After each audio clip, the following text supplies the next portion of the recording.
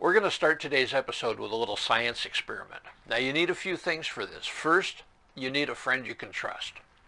Second, you need a blindfold.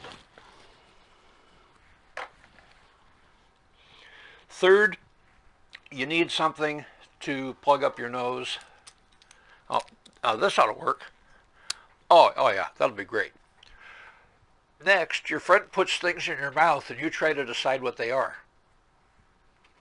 I did say a friend you could trust, right? The deal is, if you can't smell it, and obviously you can't see it, an apple, a potato, and an onion all taste the same. Is that important? Well, it can be. Here's the story.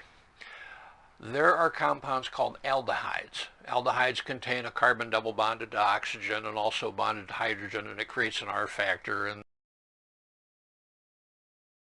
this includes things like formaldehyde, cinnamaldehyde, vanillin. Aldehydes occur naturally in nature, but they're also used commercially in things like preservatives, dyes, pharmaceuticals, flavorings. And here's the twist. About 13% of the population in the United States has a genetic mutation that makes them perceive aldehydes differently from the way you and I do. To them, cilantro tastes like soap. They don't think it tastes like soap. It tastes like soap, for real. So if you have 10 friends, 1.3 of them aren't going to like what we're going to do next. This is rice. Much of the world runs on it. It's inexpensive, it's readily available, super easy to make, and almost none of you ever use it. Let's talk about changing that. If you've seen my video, Give Me 12 Minutes, you'll recognize my elaborate fancy egg cooker. Works great for rice too. Now the ratio on this is really simple. For 1 cup of rice, we need 1.5 cups of water. Where does all that water go? Well, it goes into the rice, and that means we can actually play with this water some. We're going to start with the juice of 2 limes and then add water to that to bring it to the 1.5 cups.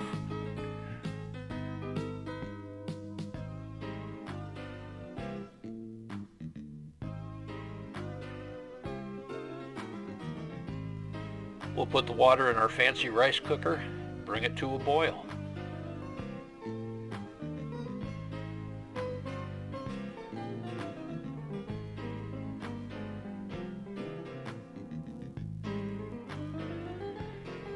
In goes the rice, we give it a quick stir, and it'll take 25 minutes total, but we're going to stop a couple times to do some things to this. We're about 5 minutes in, the rice has had a chance to start soaking up a little water, and in goes a fistful of cilantro.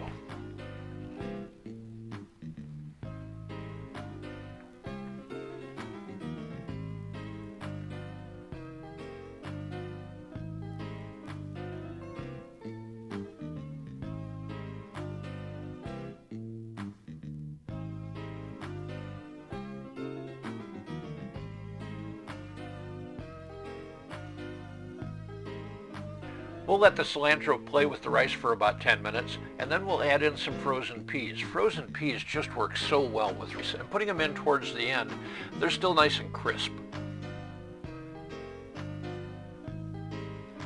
Finally, after a total of 25 minutes, we're ready to serve. Now rice, like scrambled eggs or meatloaf, is one of those things you can just do all kinds of things with, and we'll have more videos about rice coming up.